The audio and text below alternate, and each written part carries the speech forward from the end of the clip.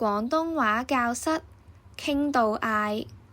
琴日 James 同爸爸開家庭會議嘅時候，講緊學校嘅趣事，仲傾到嗌咁分享功課煩惱添。唔知你知唔知呢一個故事入邊傾到嗌係咩意思呢？傾到嗌呢個詞語其實係廣東話入邊嘅一個俚語，意思即係話啲人傾得好興奮，甚至乎係激烈，帶有少少誇張嘅形容。佢嘅由來係由傾偈嘅傾同埋大嗌嘅嗌組合而成嘅，專係形容啲人傾偈投入到好似爭論緊咁樣。譬如喺日常生活中，我哋可以話：我哋頭先傾到嗌啊，仲唔捨得停添。意思即係話我哋傾得好開心，好投入，唔捨得將佢停落嚟啊！